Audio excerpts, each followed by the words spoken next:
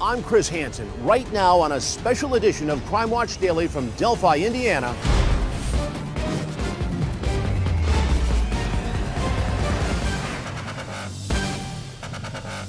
Mystery by the tracks, breaking new details on the murder of two innocent teenage girls.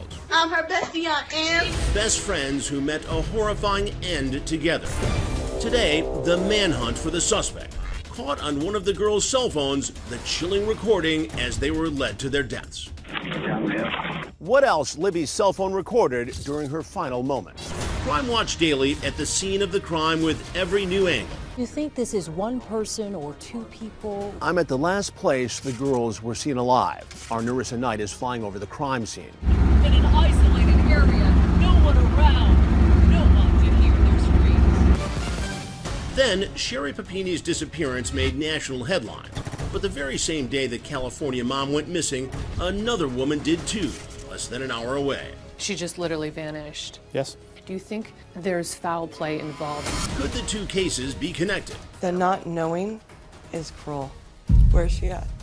Crime Watch Daily's Melissa McCarty is retracing Stacy Smart's final steps. Both dogs came around and detected something. Uncovering the secret about her relationship, tracking down the man at the center of the mystery. I suggest you turn the camera off. Right now, Andrea Isom, sir, with Crime Watch Daily. Jason Matera with Crime Watch Daily. this I'm Elizabeth. I'm here with Crime Watch. I'm Michelle from Crime Watch Daily. Anna Garcia from Crime Watch. is Crime Watch Daily. Stay off my property. We'll find you again. We always do. Hey everyone, welcome to Crime Watch Daily. I'm Chris Hansen in Delphi, Indiana, the site of the most intense manhunt in the country right now. The old abandoned train tracks behind me are the last place Abby Williams and Libby German were seen before they were brutally murdered. Our Narissa Knight is on the case with the very latest. Is this the face and the voice of a monster? 3 words detectives hope will solve the brutal murders of 13-year-old Abigail Williams and 14-year-old Liberty German.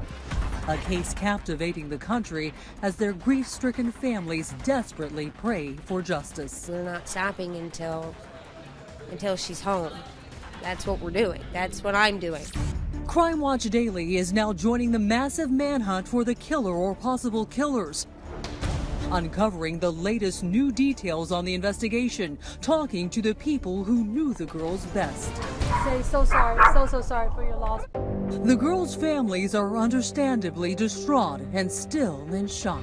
My name is Narissa Knight. I'm with Crime Watch Daily. So sorry for your loss, sir. Thank you. What, if you could, what is the family, how is the family holding up? What are you doing now? What do you need now? What's going on? Please pray for us. Indiana state cops believe this man, who incredibly Libby filmed on the railroad tracks before her death, is the prime suspect. He's Caucasian, his face partially obscured by a hoodie and wearing blue jeans. This young lady is a hero to have a presence of mind to make sure she's activating a video system on his phone in order to capture that voice. Libby and Abby were brutally murdered on this trail in Delphi, Indiana, about halfway between Indianapolis and Chicago. Will she solve her own murder? Cops won't say whether the man's voice is that of the suspect Libby photographed. We believe his voice is distinctive enough that somebody would recognize it. Listen again. Is he taking the girls to their deaths? Sergeant Tony Slocum from the Indiana State Police took me to the crime scene. A normally serene hiking trail winding its way through farm country. The trail goes across Deer Creek on this old railroad bridge about 100 feet above the water. How were their bodies found? Who found them? Unfortunately, their bodies were found by members of an organized search party. Is there DNA evidence? You have his voice on tape. Do you feel confident about this? We are confident that we're going to catch the person and or persons that killed these young ladies. We've learned that DNA testing has been put on the fast track, the voice being analyzed.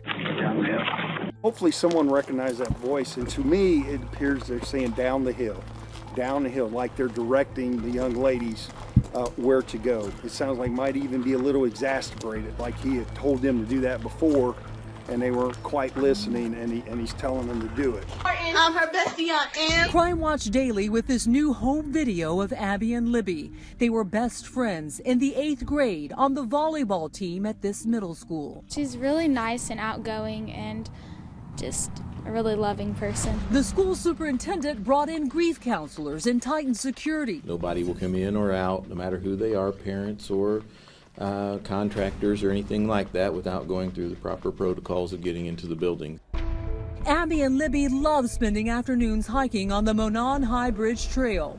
This photo Libby took of Abby on the bridge is the last image of her alive.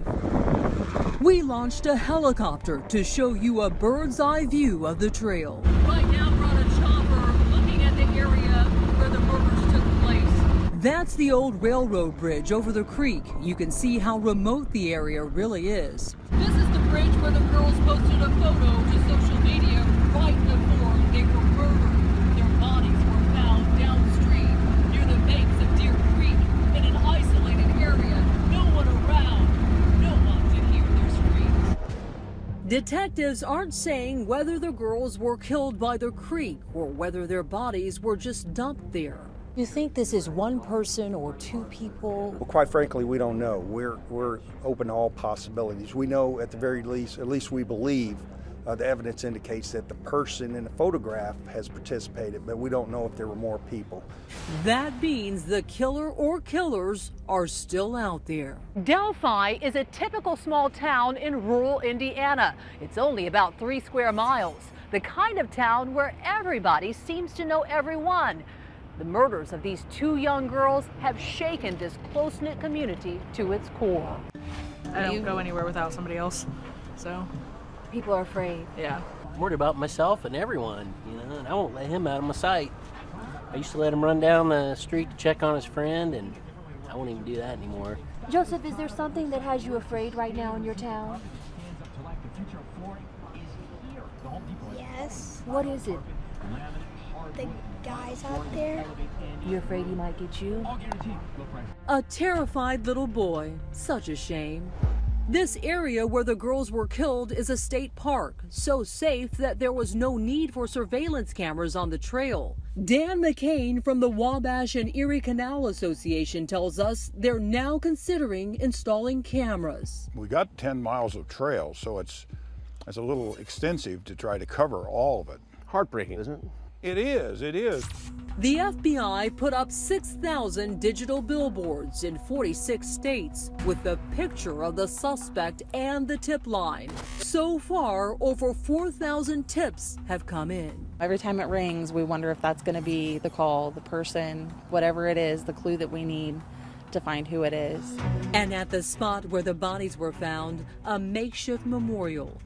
Flowers mark the spot where Abby and Libby were likely snatched away on the trail. 2 little girls who lost their lives at the hands of a cold-blooded monster.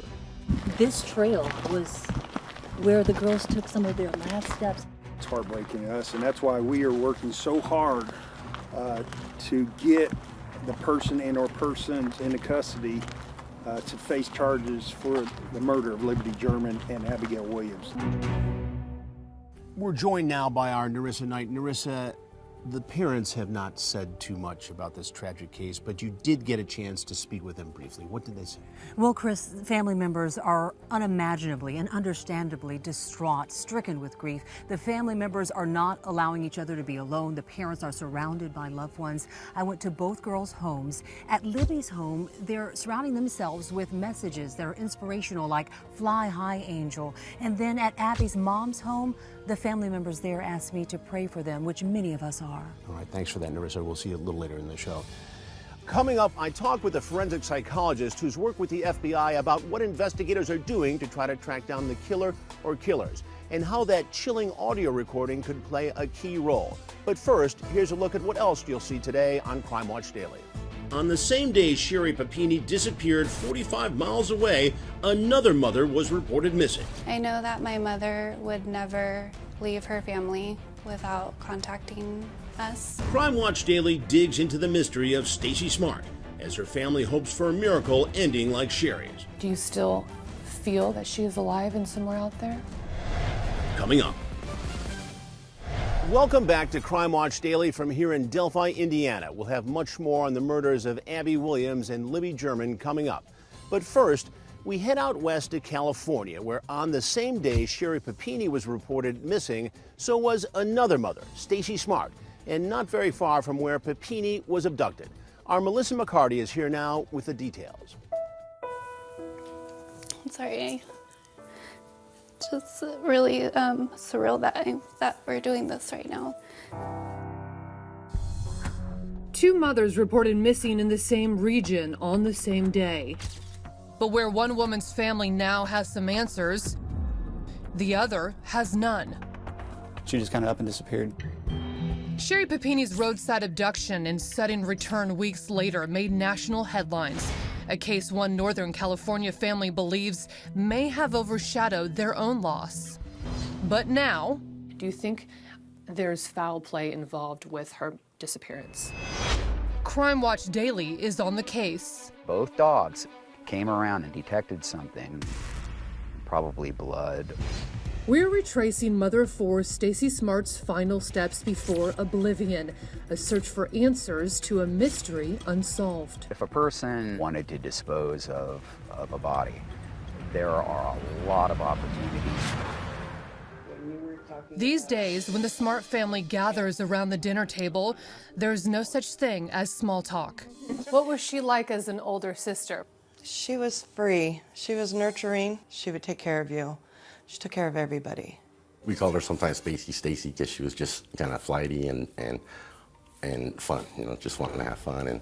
And you'd be driving down the road with her and she'd have you stop and jump out and pick flowers on the side of the road and just a real free spirit. But no matter what whims she might be chasing, the Weaverville, California native always made time for her family.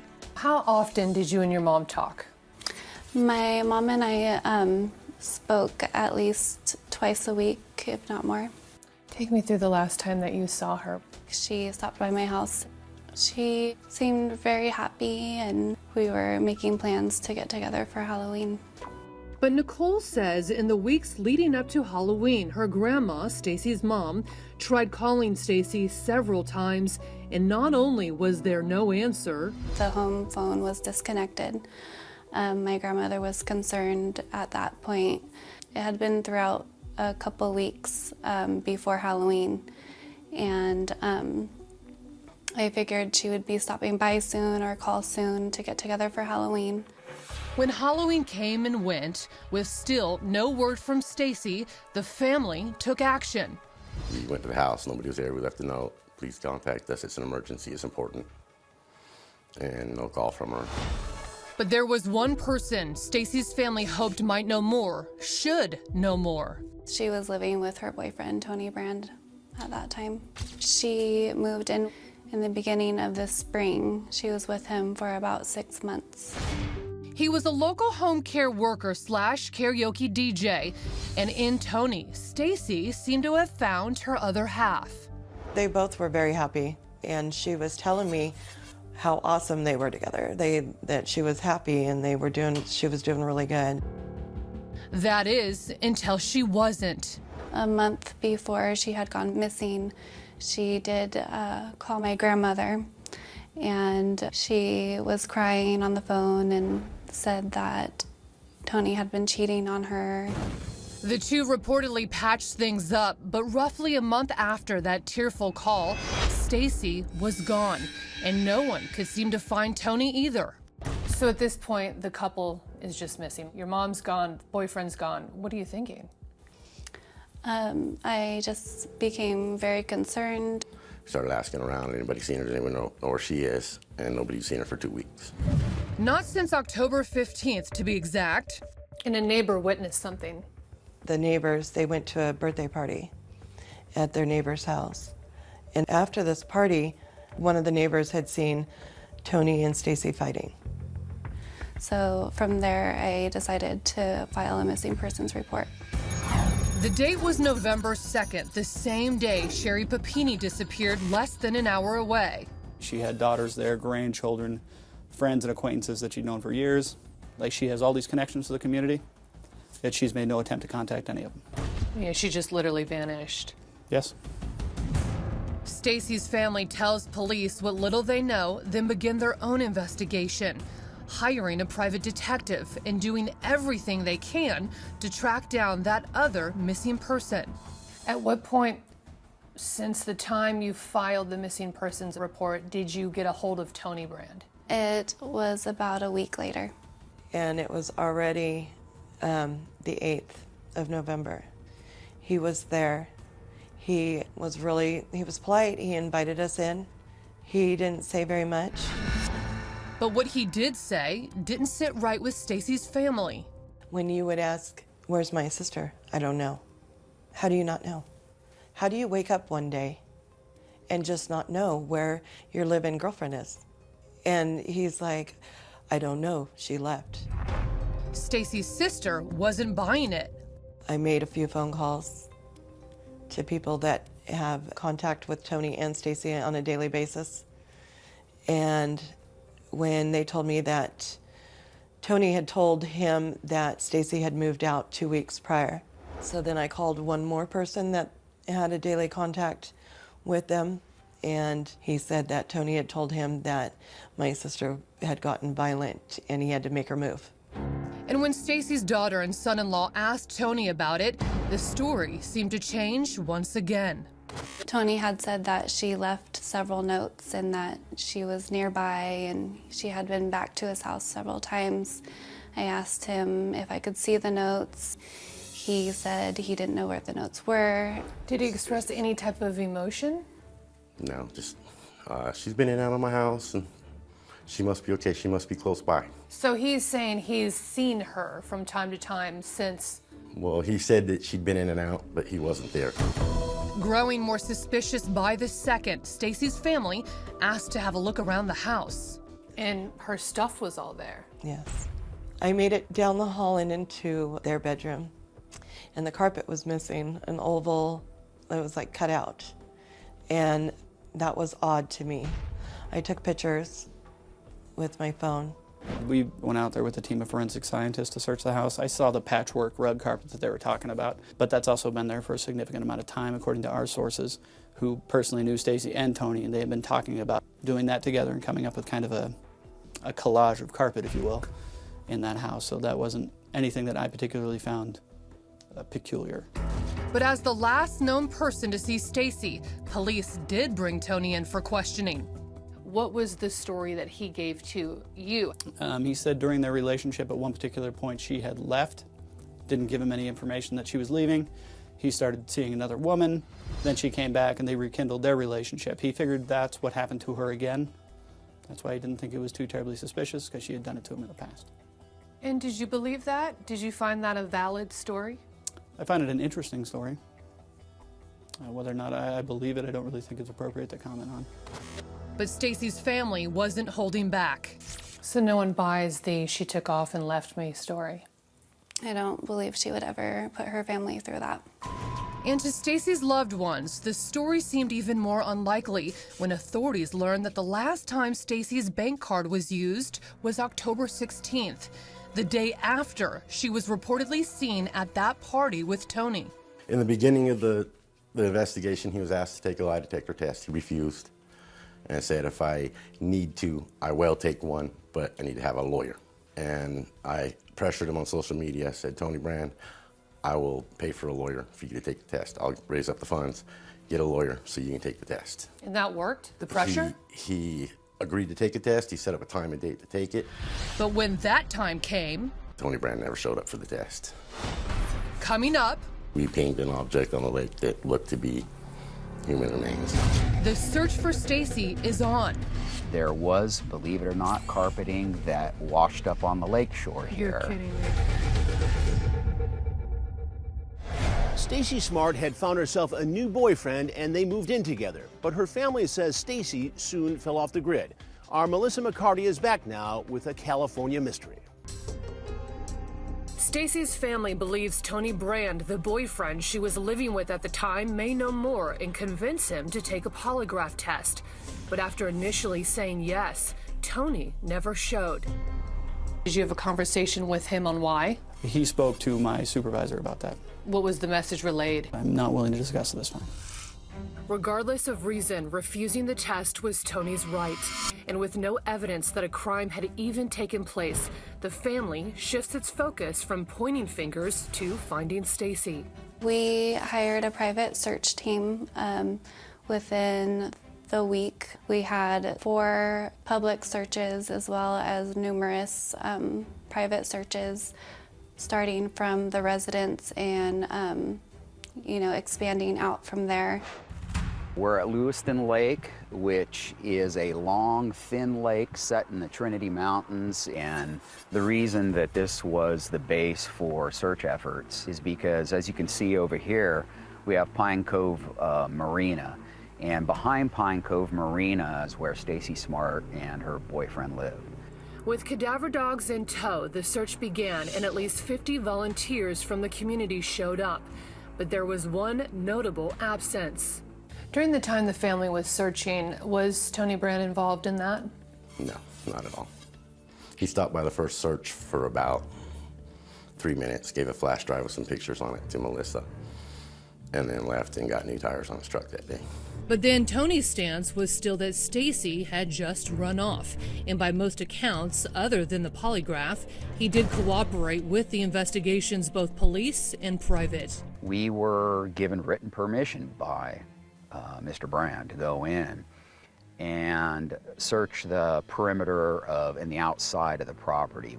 The only area where both dogs independently indicated that they detected something was the back of an old shed that adjoins the property there. It indicates that the dogs are detecting probably blood or something else to do with that. However, one has to then take the step back and say, well, is that from this case, or is that because somebody cut their hand on the shed? But it did give us an opportunity then to go ask the neighbor for permission to go back in on the other side of the open shed and search all around inside with the canines, and at that point they didn't hit on anything. A dead end, then searchers centered their efforts around the lake, and for a second it looked like they might have something. There had been carpet removed within the home after she went missing, and that carpeting has disappeared. There was, believe it or not, carpeting that washed up on the lake shore here. You're kidding me. Was it a like match? Weeks later. Well, the sheriff's department finally came out and casually determined that it was not. Another false lead, but around that same time, search crews using sonar got what they believed to be their biggest hit yet. We pinged an object on the lake that looked to be human remains, and they brought divers out 2 days later. It turns out, we understand from divers from the sheriff's department that went in later, that was debris on the bottom. Not human remains. For the family so desperately searching for answers, both relief and heartbreak. We adopted Stacy's youngest child. She came to us several times and said, I'm worried about my mom. She's out there somewhere. I'm worried about my mom. If she's out there somewhere, she's probably freezing to death. Police looked into the possibility Stacy really did simply walk off, and even investigated a possible link between Stacy's disappearance and that of Sherri Papini's kidnapping, which happened just 45 miles away. We've been in contact with the Shasta County Sheriff's Office, and they've been in contact with us, and neither of us have been able to drum up anything that would make it look like they were connected in any way. And on top of that, even though she was reported missing on the 2nd, the same day as Sherri Papini, she had not actually been seen since October 15th. Do you still feel that she is alive and somewhere out there? I know that my mother would never leave her family without contacting us. I think that maybe an accident happened, and there has to be somebody that knows something about her disappearance. And as it turns out, there was someone who claimed to know something the family thinks could change everything. Coming up, We had her call our private detective. He taped the whole conversation. a shocking new allegation about what happened to Stacy Smart. Very well could be a very important piece of circumstantial evidence to this particular case. And Oh, hi. Is Tony Brand's residence here? What does Tony know? I suggest you turn the camera off. We're back now with more on a missing mother mystery in Northern California. Let's head back now to our Melissa McCarty. Chris, Stacy's family isn't convinced her boyfriend is telling police everything he knows, so we decided to pay him a visit to try to get some answers. They've searched the home she shared with her boyfriend. They've searched the lake near their house. But when it comes to finding Northern California mother of four Stacy Smart, every search has been a dead end. And if you ask Stacy's family, her boyfriend Tony may know more than he's letting on. You don't have a girlfriend living with you, a boyfriend living with you, and just wake up one day and say, oh, I don't know where they're at. Really? It doesn't work like that. Then, after weeks of unsuccessful search efforts, Stacy's family gets a visit from someone claiming to know more, reportedly one of Tony Brand's own friends. There was a woman that came to our house that said he had told her he had put her somewhere. I can't go into specifics, but we had her call our private detective. He taped the whole conversation, gave it to the police department. They interviewed her several times. A shocking allegation that Tony's lawyer told Crime Watch Daily had no merit, but Deputy Sheriff Joshua Ford confirms they are investigating it. Do you find that valid? I have spoken to that individual on 2 separate occasions, and that is some information that the Sheriff's Office has been looking into. It very well could be a very important piece of circumstantial evidence to this particular case. I can't really discuss too much about it. But there was someone else we hoped would be willing to discuss, the man standing right in the middle of the mystery, Tony Brand himself. Oh, hi. Is Tony Brand's residence here? No, it's not his residence, but he is here. Oh, I'm with Crime Watch Daily, Melissa. I would love to speak with him for a few minutes about Stacy. He said he'd like you to talk to his lawyer. Here's the thing. I want to just talk to him and get his side of the story, his version, because I sat down with the family, and obviously you know how they feel. We want to hear from him. Right. Anything he wants to say. Can you just come in, you by yourself, for a moment? Though we weren't allowed to record inside, I met Tony face to face, and surprisingly, he told me the only reason he wouldn't talk to us on camera was because his lawyer advised against it. So I got the attorney on the phone to make our case for equal time. But once again, he declined. That's when Tony walked me out of the front door. I suggest you turn the camera off. And with that, our brief meeting was over. Tony was very respectful. He let us inside. He talked to us for quite a while. I spoke with his attorney on the phone. When it comes down to it, they just want to do this in a written statement. His attorney said that he is grieving along with the family. So now we're just going to leave the property and be respectful and wait for that statement. And not long after that, the attorney did give Crime Watch Daily the following.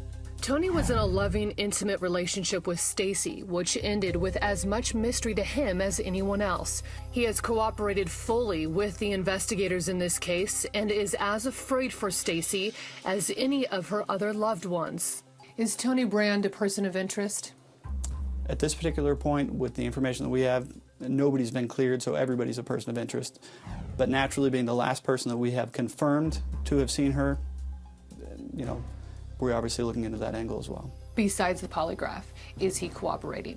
Besides the polygraph, he's cooperated. He allowed us into his house on multiple occasions prior to us even going there with a search warrant. He's been cooperative up until that point of the polygraph.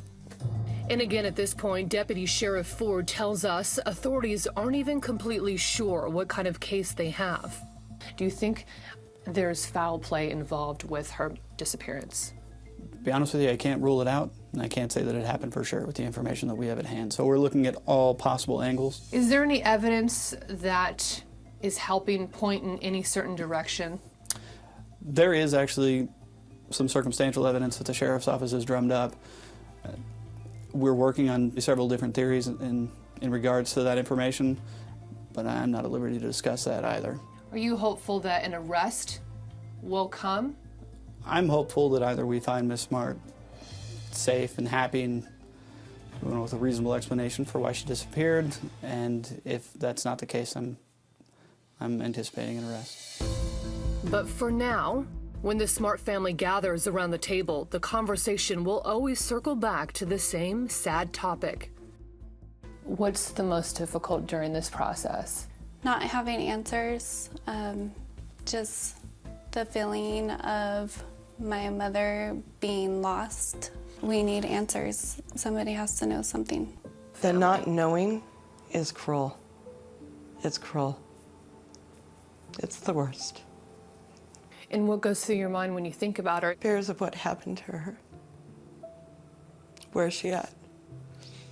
What's the family want most of all? Closure. However it may come. Yeah, however it may come. Once again, here are some images of Stacy Smart. She's 52 years old with blue eyes and blonde hair, 5 foot 8 inches tall and approximately 180 pounds. If you know any information about where she might be, call the NorCal Alliance for the Missing Anonymous tip line at 530-378-4491. Up next, our special investigation into the murders of Abby Williams and Libby German continues, with the only local reporter granted access to the crime scene. How close do you think they are to catching Libby and Abby's killer or killers? And a forensic psychologist breaks down the newly released images and recording of the suspect. Overall, I think we're talking about a very organized offender. Coming up.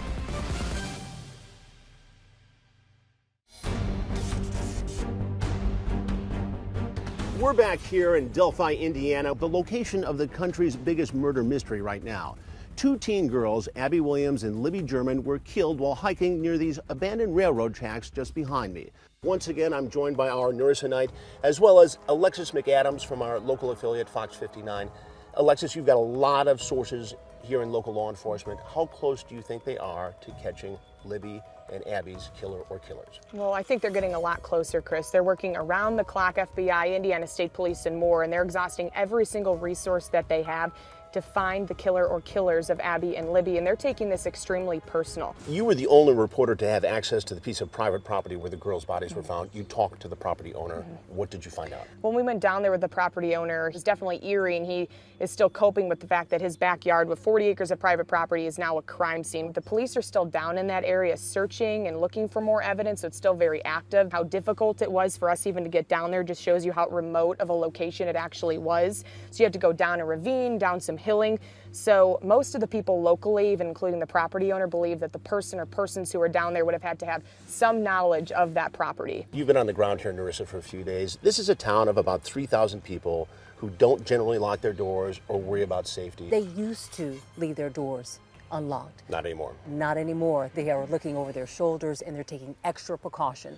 You had a chance to see the crime scene from a helicopter. What I got out of that is that sadly, as Alexa said, this is a place of rough terrain, and it is a beautiful place. But now it's a place that is a crime scene coupled with a place where a family has left flowers by the place where the girls' bodies were found, and they've gone to grieve and mourn and get some closure because they still don't have their daughter's bodies. We've all covered a lot of crime, but this one just rips at your heart. It really does. Narissa, Alexis, thank you very much. I appreciate it.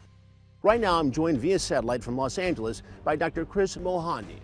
He's a forensic psychologist who's worked closely with the FBI's Behavioral Analysis Unit. Dr. Mohandi, thank you for being with us. What do you see in that photo? When I see the photo of this suspect, I see a man who's organized, who's got his appearance together, he's wearing clothing appropriate to the weather, and he's not going to draw a lot of attention to himself. In the recording, you can clearly hear the suspect say, "down the hill." What does that say to you? He has an agenda in mind where he wants him to be. It sounds like he may be familiar with the surroundings. Perhaps he even checked them out beforehand to find a place that was conducive to privacy for whatever horrific acts he wanted to perpetrate. If you were building a profile of this suspect or suspects, where would you start? I'd first off look at the victims. What do we know about them, and how might they have responded to somebody who is trying to abduct them? That will tell us about what kind of skill set the offenders would have to have. I then would want to know exactly what happened to these victims. They haven't released the cause of death at this stage because they're hoping to get the suspect or suspects, and when they're interviewing or interrogating this person, that person will divulge details only known to the offenders. Is there a facial recognition program that can be used to determine if the suspect is in any database or has been arrested for a crime before? The best facial recognition program are all the viewers of shows like this, of the people that are looking at these photographs put out by law enforcement. The community will be who helps solve this case. Thank you very much for your insight. When we continue, we'll talk to Sergeant Tony Slocum from the Indiana State Police to get the very latest on the investigation when we continue from here in Delphi, Indiana.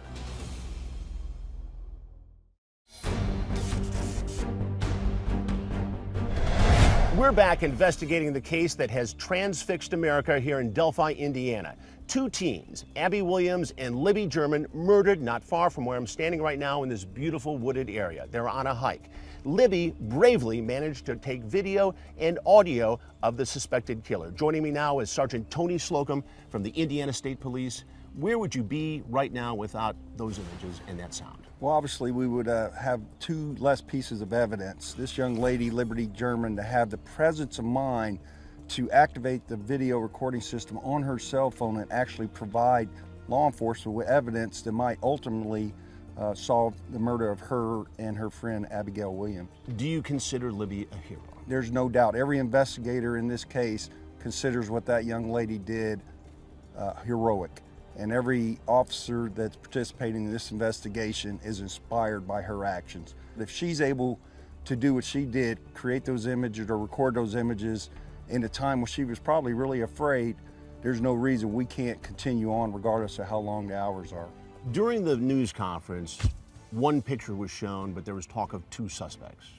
Well, at this time, we're trying to determine if we have one or multiple suspects in this crime. As we indicated earlier, we have released that photo, and now we've released audio, but we're not saying the audio that we released is necessarily the voice of the person in the photograph. We're not quite sure. What else did you retrieve from the phone beside that grainy image and that audio down the hill? Now, rest assured, we have further evidence that we haven't released to the public yet, but that's information that's germane to our investigation, and we're going to keep that information, as of right now, close to the vest as we proceed forward. Has anybody come forward to say, that voice sounds familiar? I know who that guy is. Not yet, but we know someone out in the public knows that voice, they recognize that photo, and if you're that person, don't hesitate to call us. We have a tip line, and we also have, at this time, a $41,000 reward, which we're willing to pay out for information leading to an arrest. Do you think this suspect is someone local? This is a small town, or somebody who is from out of town, a drifter? Well, we haven't limited our scope of our investigation to just Carroll County, the Delphi area. We're just not limiting that. This trail is close to a highway system where people are able to get on and get off quickly. It's advertised in local literature and things like that as a tourist attraction. But obviously that's one of the things that we're looking at, but it could be someone out of the area also. Do you think the killer knew these two girls? That's something we don't know at this time. Someone with the state police said something to the effect of, who's next? What does that mean? Well, unfortunately, there's evil in this world, and crime is going to continue to occur. But we're focusing on this investigation. We believe there's more good than evil, and we hope in this case, the good police work, the good tips we're receiving from the community, and the outstanding support that we've received leads to an arrest in the murders of Liberty German and Abigail Williams. You don't get crime like this very often here. Not very often. I know a lot of folks have said this is big city crime. But unfortunately, crime can occur anywhere, and this is just a sad example of that. Do you think this is something that gets solved pretty quickly? Well, we come in every day with the attitude, today's the day. And we're hoping by the end of business today, we have the murderer or the murderers of Liberty German and Abigail Williams in the Carroll County Jail tonight. If the killer or killers are watching this now, what do you say to them? Well, I say do the right thing. Turn yourself in and face responsibility for your actions. But be cognizant of the fact that we're not going to stop. We're coming to look for you, and our goal is to put you in jail here in Carroll County, Indiana. Sergeant Slocum, thank you very much for being with us today. We'll be back with more Crime Watch Daily in a moment.